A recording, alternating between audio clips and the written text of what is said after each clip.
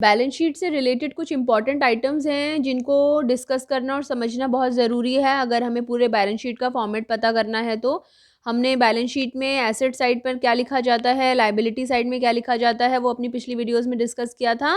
इस वीडियो में हम डिस्कस करेंगे the various important terms related to balance sheet which are not covered in those topics. उनमें covered नहीं है वो non current assets, non current liabilities, equity में कवर्ड अप नहीं है, तो उन्हें कहाँ लिखा जाता है।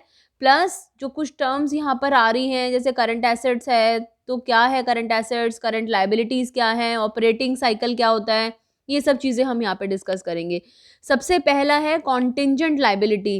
कॉन्टिंजेंट लायबिलिटी का मतलब क्या होता है, संभाव्यता दायित्व कहते हैं उसको। कॉन्टिंजेंट ऐसी लायबिलिटी जो किसी विशेष घटना के होने या ना होने पर निर्भर करती है, यानी कि वे लायबिलिटीज जिनका होना या ना होना किसी विशेष घटना पर निर्भर करता है, कॉन्टिंजेंट लायबिलिटी कहलाती है, संभाव्यता दायित्व कहलाती है।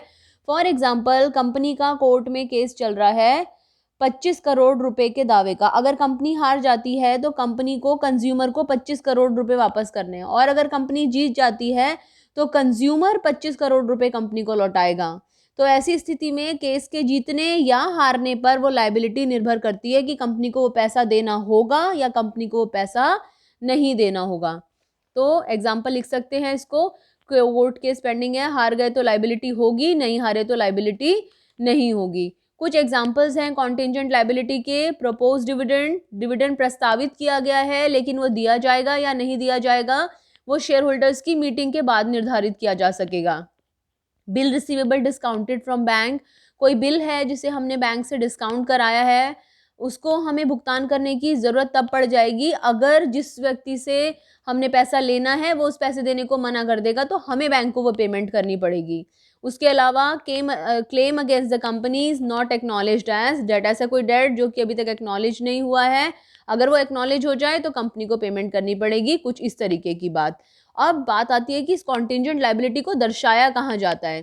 किसी भी हेडिंग में नहीं दर्शाया जाता है, किसी भी सब हेडिंग में नहीं दर्शाया जाता है। जब पूरी बैलेंस शीट खत्म हो जाती है तो उसके लिए जो हम नोट्स टू अकाउंट्स बनाते हैं वहां पर हम कॉन्टिंजेंट लायबिलिटी को शो करते हैं। इसको नोट कर लो, शॉर्ट नोट कई बार आ जाता है इसके बारे में। नेक्स्ट पॉइंट, कमिटमेंट्स कहते हैं। क्या होती हैं commitments? Any financial commitment by the company for the activities to be done in future. आज कंपनी ने कोई आश्वासन दे दिया है भविष्य में किसी काम को करने के लिए, किसी क्रिया को करने के लिए। अनकॉल्ड लाइबिलिटी ऑन शेयर्स, इस शेयर्स के ऊपर जो पैसा मंगाने का है वो फ्यूचर में मंगाएगी, कंपनी नहीं मंगाएगी, कब मंगाएगी अभी कुछ क्लियर नहीं है। Estimated amount of contract to be executed on capital account, ये इसके एक दो ही अमाउंट्स हैं, फिगर्स हैं जिसको आप नोट कर सकते हैं सब हेडिंग्स।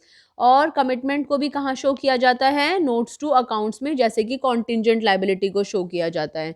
नेक्स्ट, अगर हम ये पता लगाना चाहते हैं कि करंट एसेट्स क्या होती हैं, करंट लायबिलिटीज़ क्या होती हैं, तो उसे पता लगाने से पहले हमें ये पता होना चाहिए कि ऑपरेटिंग साइकिल का क्या मतलब होता है।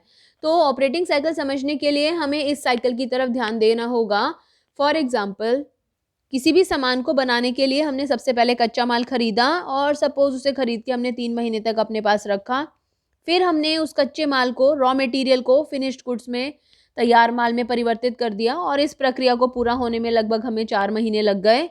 अब ऐसा तो है नहीं कि जैसे ही माल बना वो बिकने के लिए चला गया, तो 2 महीने वो माल स्टॉक में पड़ा हुआ है हमारा। फिर हमने जब उस माल को बेचा तो वो हमने उधार पर अगर बेचा तो वो हमने लोगों को 4 महीने का उधार दिया, यानी कि जब हमने उसको बेचा तो उसके 4 महीने के बाद वो हमें पैसा दे रहे हैं। अब क्या हुआ, उधार पर दिया, या तो हमारे डेटर्स बने रहेंगे, हमने लिखा है यहाँ पर ट्रेड रिसीवेबल्स बनेंगे। ट्रेड रिसीवेबल्स में 2 कैटेगरीज होती हैं, कौन सी? डेटर्स और बिल रिसीवेबल्स। तो या तो वो हमारे डेटर्स कहलाएंगे या फिर वो हमारे बिल रिसीवेबल्स कहलाएंगे। और जब 4 महीने पूरे हो जाएंगे तो हमें कैश मिल जाएगा और फिर से हम अपने कच्चे माल को खरीद सकते हैं। So all this process is known as the operating cycle, परिचालन चक्र हम इसको बोलते हैं। तो ऑपरेटिंग साइकिल की परिभाषा क्या है उसे नोट कर सकते हैं। कच्चे माल को खरीदने से लेकर उसके वापस कैश में परिवर्तित होने, कच्चे माल को खरीदने से लेकर उसके वापस कैश में परिवर्तित होने तक में लगने वाले समय चक्र को हम ऑपरेटिंग साइकिल कहते हैं।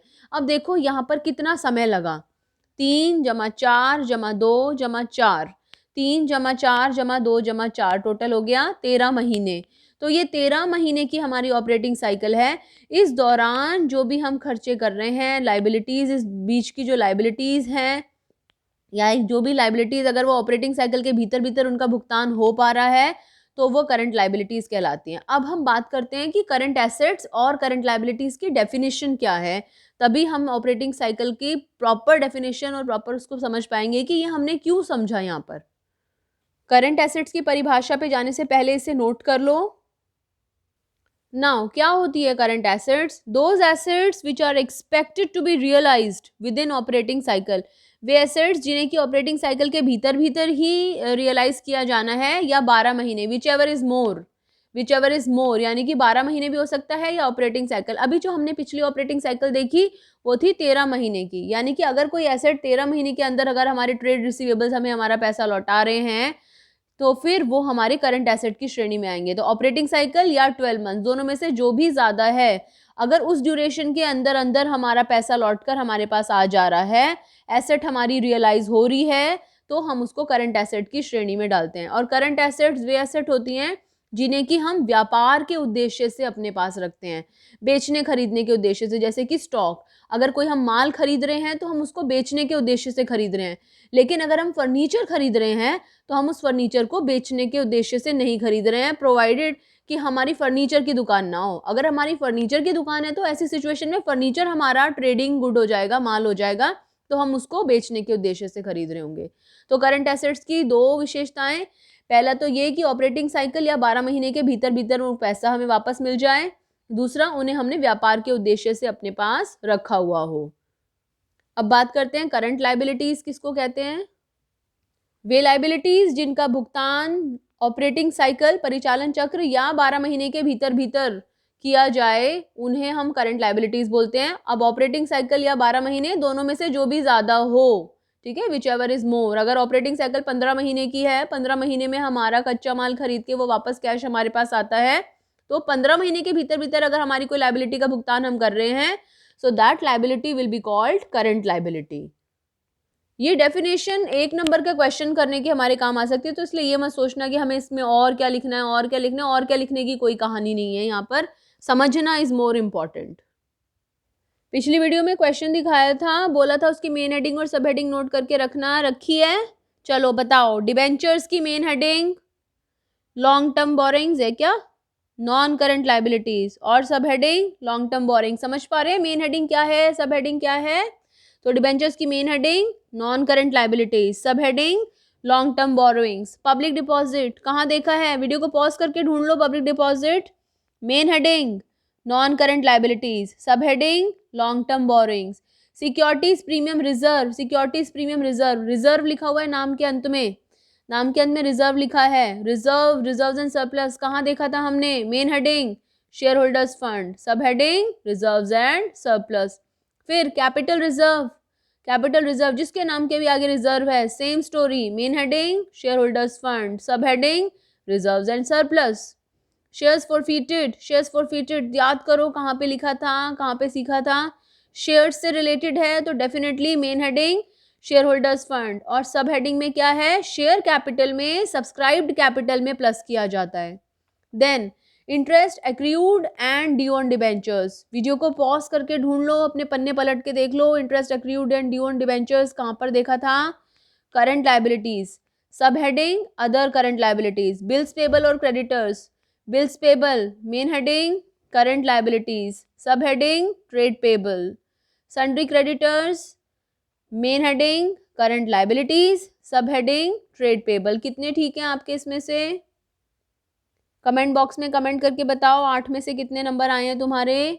नेक्स्ट, अभी खेल खत्म नहीं हुआ, कुछ और आइटम्स हैं। वीडियो को पॉज करके पहले इन हेडिंग्स को नोट कर लो और इनको ढूंढ के रख लो, इनकी मेन हेडिंग क्या है, सब हेडिंग क्या है। उसके बाद में फिर आगे देखना आपके कितने मार्क्स आते हैं 9 से 15 में। वीडियो को पॉज करो, इन हेडिंग्स को नोट कर लो, पॉज द वीडियो। ओके, दोबारा स्टार्ट करते हैं। Now amount received from customers, amount received from customers, advance receive किया है हमने कस्टमर से। एडवांस वर्ड कहाँ देखा था? मेन हेडिंग करंट लायबिलिटी, सब heading other current liabilities. Premium on redemption of debentures, redemption के समय डिबेंचर्स को, डिबेंचर होल्डर्स को प्रीमियम देना है। Main heading non current liability, sub heading other long term liabilities. Trade payable कहाँ देखा था? Main heading current liabilities, sub heading trade payable. Then provision for taxation, provision, provision word कहाँ पर देखा था? Main heading current liabilities, sub heading short term provision. Proposed dividend, विचार किया जाएगा, शेयर होल्डर्स अगर हाँ कर देंगे तो पे करेंगे, हाँ नहीं करी तो पे नहीं करेंगे। मेन हेडिंग कॉन्टिंजेंट लाइबिलिटी और सब हेडिंग कहीं नहीं, नोट्स टू अकाउंट्स में हम इसको शो करते हैं। प्रॉफिट है, सरप्लस है, प्रॉफिट कहाँ पर दिखाते हैं? रिजर्व्स एंड सरप्लस में। रिजर्व्स एंड सरप्लस कहाँ होता है? Main heading shareholders fund और रिजर्व्स एंड सरप्लस। और बिल्कुल ऐसे ही लॉस भी हो सकता है, अगर प्रॉफिट है तो रिजर्व्स एंड सरप्लस में प्लस हो जाता है, और अगर लॉस होगा तो वो रिजर्व्स एंड सरप्लस में से माइनस हो जाएगा। तो लॉस की main heading shareholders fund और sub heading reserves and surplus में से माइनस। 9 से 15 में कितने मार्क्स आए हैं कमेंट करके बताओ। अभी भी खेल खत्म नहीं हुआ। और वीडियो को पॉज करो, इन आइटम्स के बारे में सोचो, इनकी क्या मेन हेडिंग्स हैं, क्या सब हेडिंग्स हैं। लूज टूल्स कहाँ देखा था? Loose tools main heading current assets, sub heading inventories. Cash at bank main heading current asset, sub heading cash and cash equivalent. Goodwill देख नहीं सकते, छू नहीं सकते, लेकिन बेच सकते हैं, खरीद सकते हैं, main heading non current asset, sub heading fix asset. कौन सी वाली? Intangible fix asset. Unpaid dividend हो चाहे अनक्लेम्ड डिविडेंड हो, दोनों का सेम आंसर क्या? करंट लाइबिलिटीज और अदर करंट लाइबिलिटीज। वीडियो को दोबारा रिपीट करके इसको साथ साथ डिस्कस करना, याद करना, बहुत सारे पॉइंट्स आपके याद हो जाएंगे। फिर से कैपिटल रिजर्व आया है, reserve main heading shareholders fund, sub heading reserves and surplus. Prepaid insurance याद करो कहाँ पे पढ़ा था अभी अभी हमने प्रीपेड इंश्योरेंस? करंट लाइबिलिटी में, करंट एसेट में। क्या होना चाहिए? ये चेक करना क्या इसकी मेन हेडिंग है, क्या इसकी सब हेडिंग है। आपके लिए मैंने ये काम छोड़ा है, इसकी मेन हेडिंग और इसकी सब हेडिंग ढूंढ के इसमें लिखना, मुझे कमेंट बॉक्स में कमेंट करना कि प्रीपेड इंश्योरेंस की मेन हेडिंग और सब हेडिंग क्या होती है। This finishes our chapter of balance sheet. अभी हम इसमें इनकम स्टेटमेंट डिस्कस करेंगे कैसी होती है, और बैलेंस शीट से रिलेटेड कुछ क्वेश्चंस डिस्कस करेंगे अगली वीडियो में।